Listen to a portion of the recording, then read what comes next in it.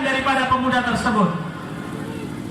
Lebih berat mana amal kebaikan dia daripada amal kejelekannya, wahai Jibril? Ditimbang oleh Jibril. Ketika dihisab amal kebaikannya, ternyata amal kejelekannya lebih berat daripada amal kebaikannya. Allah berkata kepada Jibril, Jibril, kalau pemuda ini lebih berat kejelekannya, seret ini pemuda ke neraka, wahai Jibril. Diseret itu pemuda oleh Jibril menuju nerakanya Allah Subhanahu wa ta'ala. Ketika Jibril asik menyeret dari pemuda tersebut menuju neraka, Allah berkata kepada Jibril, wahai Jibril, berhenti terlebih dahulu. Mungkin dia punya amal kebaikan yang bisa menyelamatkan dia dari azabku, kata Allah Subhanahu wa ta'ala. Coba tanya kepada dia, apakah ketika dia hidup di dunia pernah menghadiri pengajian atau majelisnya seorang ulama, wahai Jibril? Jibril bertanya kepada pemuda, pemuda, aku diperintahkan oleh Allah Subhanahu wa ta'ala untuk bertanya kepada kamu, apakah kamu ketika di dunia pernah menghadiri pengajian daripada ulama, majelis taklimnya Kiai Sobari misalnya? Apakah Anda pernah menghadiri? Tidak pernah, wahai Jibril. Aku nggak kenal siapa itu yang namanya ulama. Aku nggak kenal, wahai Jibril, siapa dengan namanya itu dengan Kiai Sobari misalnya. Lapor Jibril kepada Allah, ya Allah, ini pemuda nggak pernah menghadiri majelisnya ulama, ya Allah. Coba tanya lagi yang kedua, wahai Jibril, apakah dia pernah duduk bersama dengan ulama, makan-makan bareng? Kembali ditanya itu pemuda, pemuda, apakah engkau pernah makan bersama dengan para ulama? Nggak pernah, wahai Jibril. Ya Allah, ini pemuda juga nggak pernah makan bersama dengan ulama, ya Allah. Coba tanya lagi, wahai Jibril, nama dia itu siapa? Mungkin namanya dia itu sama dengan nama ulama. Kalau sama dengan nama ulama, aku masukkan dia ke surga karena namanya sama dengan ulama, wahai Jibril. Orang zaman sekarang ini kalau ngasih anak nama ini nggak seperti orang-orang dulu. Kalau orang-orang dulu itu ngasih nama-namanya nabi, nama-namanya sahabat, nama-namanya wali, nama-namanya orang soleh, nama-namanya kiai. Orang zaman sekarang setiap hari yang ditonton televisi, kadang-kadang anaknya itu dikasih nama daripada bintang film, kadang-kadang waliyadzubillah bukan orang muslim yang gak pernah meletakkan kepalanya sujud kepada Allah Subhanahu wa ta'ala. Dari mana bisa mengharapkan anak tersebut menjadi orang yang soleh, orang yang ahli ibadah? Yang ditiru adalah musuh-musuh daripada orang Islam. Ada lagi kadang-kadang sebagian daerah orang tuanya itu mengasih nama anaknya, memberi nama sesuai dengan bulan. Kalau anaknya lahir di bulan Januari, anaknya dikasih nama Januarto kadang-kadang.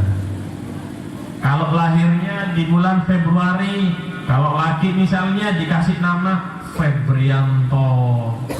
Yang perempuan kadang-kadang nggak kalah juga.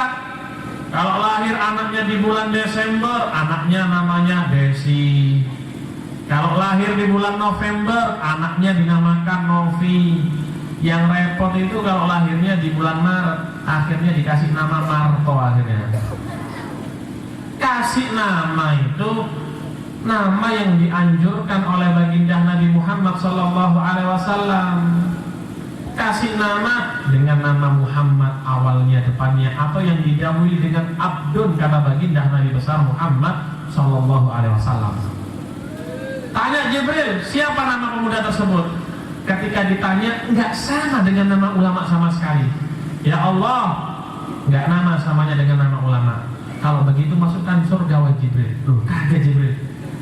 Dengan amal apa ini pemuda masuk surga, ya Allah? Dia nggak kenal ulama, nggak pernah makan bersama dengan ulama, namanya juga nggak sama dengan nama ulama, ya Allah. Amal ibadah apa yang menyebabkan dia masuk surga, ya Allah? Allah berkata, ya Jibril, wahai Jibril, ini pemuda ketika hidup di atas dunia memiliki seorang teman, wahai Jibril. Teman dari pemuda ini cinta dengan ulama. Karena dia punya seorang teman yang cinta dengan ulama, aku beri syafaat dia masuk surga, wahai Jibril. Lihat, masuk surga bukan karena cinta ulama, karena punya seorang teman yang cinta dengan ulama. Bagaimana murid-murid daripada Kiai Sobari yang mana mereka langsung cinta dengan ulama? Bagaimana orang-orang yang dekat dengan beliau, alumni-alumninya, melebihi daripada orang yang memiliki teman yang cinta dengan ulama. Alhamdulillah, kita berada dalam kenikmatan yang besar. Kita masih berada di dalam area atau wilayah daripada baginda Nabi besar Muhammad sallallahu alaihi wasallam. Namun keberhasilan daripada seorang murid, keberhasilan daripada pecinta-pecinta beliau adalah mereka yang memiliki ihtiram, mereka yang memiliki takdim, mereka yang memiliki hormat kepada gurunya. Kebanyakan kalau kita membaca daripada sejarah, mereka para ulama-ulama diangkat derajatnya oleh Allah setinggi-tingginya bukan karena ilmunya saja. Mereka diangkat derajatnya setinggi-tingginya oleh Allah di samping ilmunya yang banyak, tapi yang paling utama yaitu mereka menghormati dan takdim kepada gurunya. Itu sifat yang paling pertama keberhasilan daripada seorang murid. Sampai diceritakan Al-Imam Abu Hanifah radhiyallahu anhu. Imam Abu Hanifah murid daripada Syekh Hamad. Bagaimana hormat dan baktinya Imam Abu Hanifah kepada gurunya. Sampai setelah mati pun Imam Abu Hanifah berbakti kepada gurunya. Dengan bangga Imam Abu Hanifah berkata, "Ma shallaitul maktuba qat illa da'autullah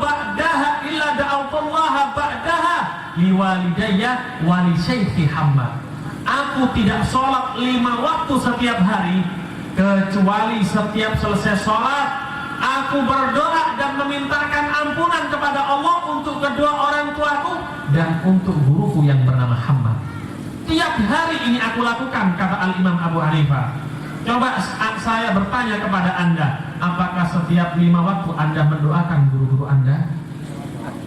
Atau jangan-jangan Anda cuma setahun sekali ketika ada hal guru Anda mendoakan daripada guru Anda, waliyadzubillah.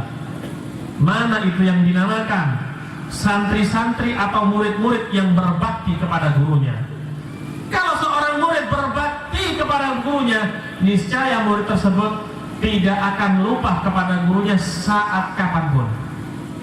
Karena dikatakan, "Lau sadaqal murid la wajada syaikhahu 'alal bab." Jika seorang murid, seorang yang suluk, yang sedang suluk, mereka ini bersungguh-sungguh di dalam suluknya, la wajada syaikhahu 'alal bab. Ketika dia memiliki permasalahan, niscaya dia akan mendapatkan gurunya di mana saja, akan memberikan nasihat kepadanya dan mengingatkannya. Tergantung kepada kita, apakah benar-benar kita cinta dan menghormati daripada guru kita. Al-Imam Malik bin Anas, Imam Daril Hijrah, guru daripada Al-Imam Syafi'i radhiyallahu anhu, bagaimana hormatnya beliau kepada Rasulullah SAW, karena beliau tinggal di kota Madinah. Beliau Al-Imam Malik radhiyallahu anhu seorang yang ahli hadis, dan beliau juga seseorang yang ahli fikih di zamannya. Sampai dikenal dengan julukan Imam Darul Hijrah. Imam Malik itu nggak mau mengajar asal-asalan kepada muridnya. Sebelum beliau mengajar, beliau mandi dulu, beliau bersihkan badannya, bersiwak terlebih dahulu.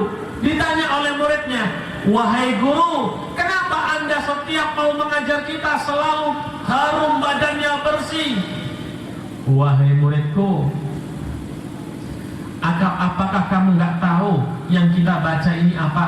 Yang kita baca ini adalah hadis, kalam, ucapan yang keluar dari mulutnya baginda Nabi Muhammad.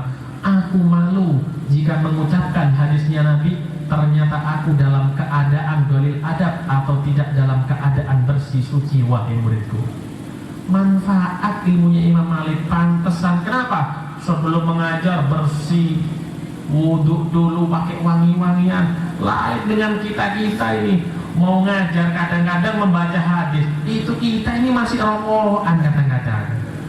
Mana mau manfaat ilmu kita kepada murid kita? Lihat contoh Imam Malik.